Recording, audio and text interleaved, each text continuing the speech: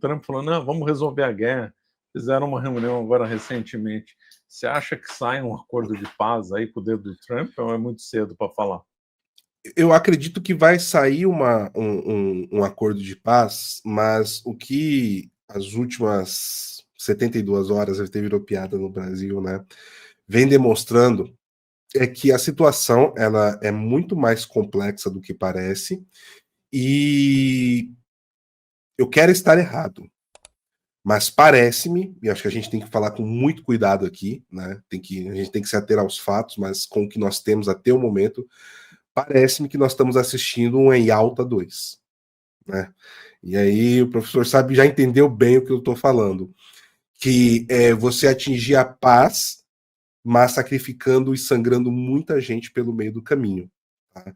Que Em Alta foi aonde totalmente o leste europeu, que lutou contra os nazistas e enfrentavam os comunistas, foram entregues aos comunistas como um acordo de paz. É um acordo de paz falso, porque você só faz um cessar-fogo, mas você condena milhões de pessoas a uma tirania, né, que foi algo que o Churchill era totalmente contra, e a gente viu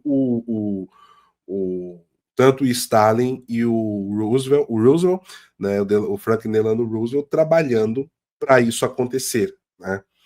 É tanto que dizem que o Patton morreu por conta disso, né? Ele morre num acidente de moto misterioso, porque ele e o Churchill estariam alinhando, né, para tentar convencer uma alta cúpula americana, principalmente o Truman, que estava para assumir, para não acabar a guerra e ir para cima da União Soviética, empurrar eles para fora, né, dos territórios ali do leste europeu. Não foi o que aconteceu.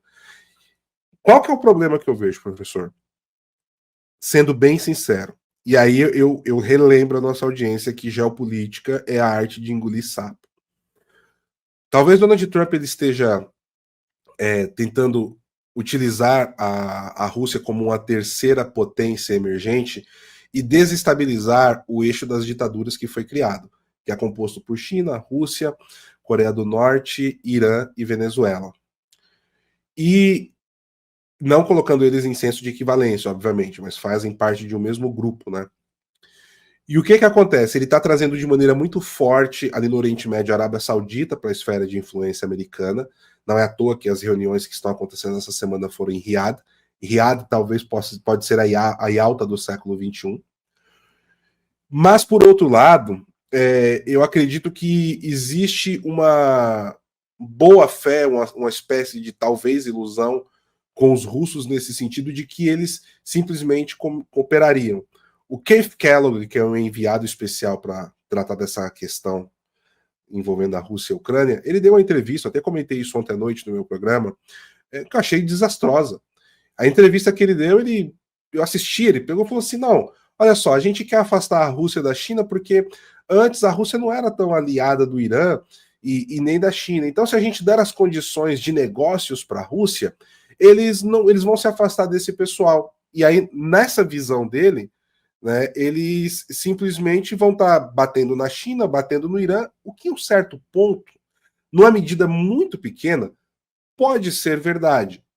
Mas, ao mesmo tempo, você vai estar criando um problema dentro da Europa, que os europeus não estão preparados para resolver. Tudo bem que eles têm muita culpa em cima disso, ponto, isso não se discute.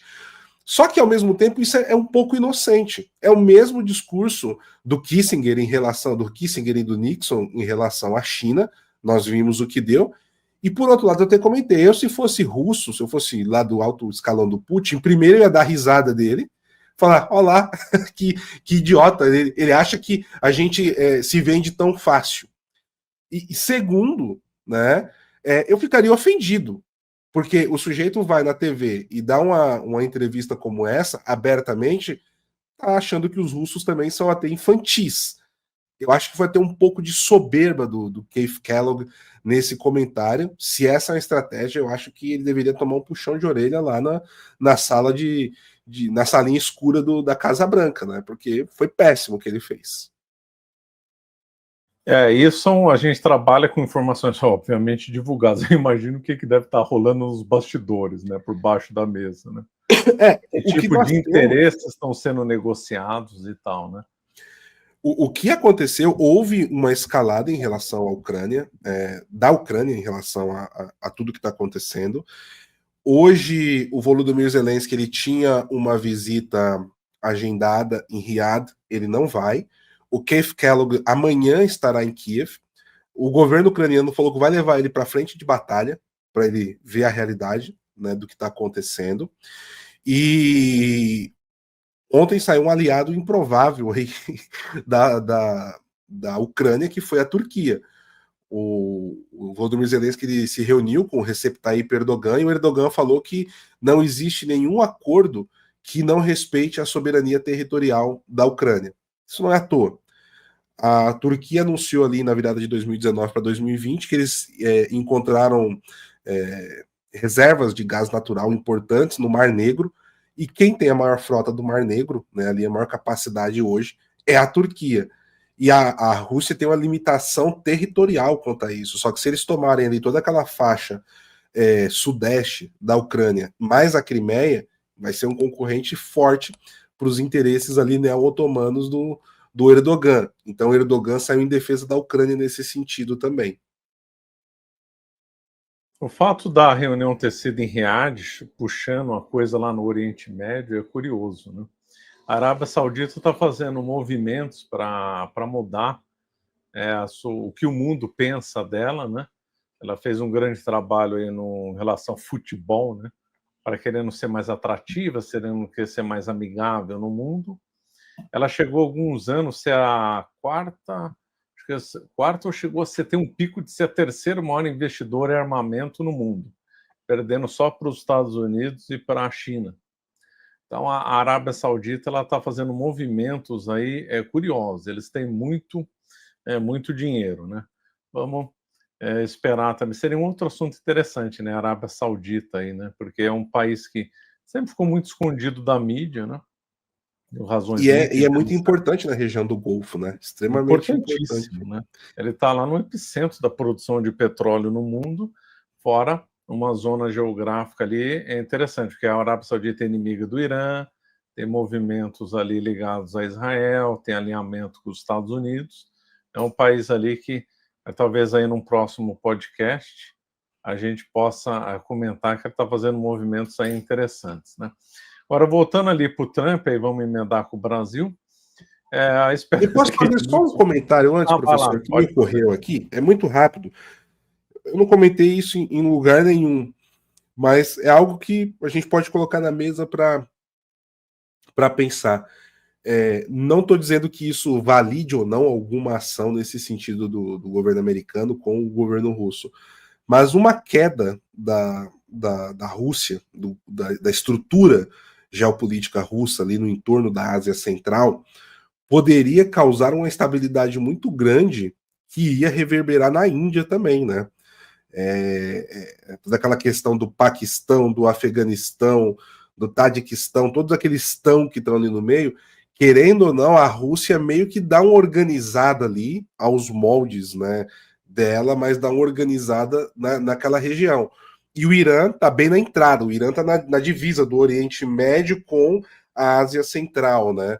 Uma queda do Vladimir Putin, será que também não desestabilizaria essa região e talvez estejam olhando por esse lado? Não sei. Foi uma coisa que me ocorreu quando o senhor estava comentando aqui. Acho que é uma carta para se pôr na mesa, né, para se raciocinar. Alguns, eu acho que também são análises meio exageradas, prevêem uma fragmentação caso o Putin caia. Porque os povos da Rússia são muito heterogêneos, né? Uhum. Então, existe Rússia, existe a Sibéria, é outro mundo, a Ásia Central é outro mundo. Inclusive, atualmente, dentro da Rússia, existem presidentes, por título de presidentes, espalhados por aí. Lógico que responde ao Putin e tal, mas são 22 repúblicas, né? Tem repúblicas dentro da Rússia, é isso que eu acabei me expressando mal. Então, existem repúblicas dentro da Rússia e existem presidentes dentro da Rússia, né? Mas eu acho que essa é uma conclusão ainda meio forçada, mas há analistas que defendem isso. Isso aí traria uma grande instabilidade lá na Ásia Central. Os chineses apostam muito nessa teoria, viu, professor? Principalmente, olha só. Para a China isso seria interessantíssimo. Sim. Porque a China acabaria colocando a Rússia secundária, seria ela, então, o segundo polo de poder do mundo indiscutível. Ela poderia fazer alianças lá na Ásia Central, como já está fazendo com o Afeganistão, por exemplo, né? O Afeganistão saiu da... O Afeganistão é um país também interessante de analisar, porque nunca se deixou dominar por nenhum outro, né? E a China agora está fazendo acordos, né, comerciais lá com o Afeganistão. Então a China, lógico que seria muito interessante essa fragmentação da Rússia, porque ela ia acabar dominando geopoliticamente toda aquela região da Ásia Central e da Sibéria, né? Seria um grande sonho para a China se isso acontecesse. Ela ganharia vários territórios de influência lá. Bom, O mas senhor isso é sabia que outro... ela tem concessão de exploração de agrícola em diversos territórios dentro da Sibéria? Não sabia. E isso daí, inclusive, tem o Sergei Shoigu, ele é daquela região, né? Ele que é o ministro da Defesa russo. E existe um problema que ele bate muito de frente com o Putin, porque o Putin ele tentou popular aquela região, dava terras para agricultura de graça para quem quisesse ir. Os russos não se interessaram em ir trabalhar na parte agrícola daquela região, e ele acabou fazendo ali uma concessão de território do tamanho da cidade de Hong Kong para empresas agrícolas chinesas. E isso gerou uma insatisfação muito grande, né? Fora o acordo de gás da Gazprom, que assim, a Rússia praticamente está doando gás para a China até 2049. Isso se essa conta não aumentou por conta da guerra, né? Com um gasoduto ali. Então, assim, o Putin, o pessoal coloca muito essa coisa, o Putin forte, ursão, mas o Putin ele fez muitos acordos que praticamente prostituiu a Rússia do outro lado de lá, justamente para ele sobreviver, né? E isso gera problemas para ele interno também, né? Sim, no fundo ele não tem todo esse poder que as pessoas dizem que ele tem, né? Às vezes poderemos ter grandes surpresas aí no futuro.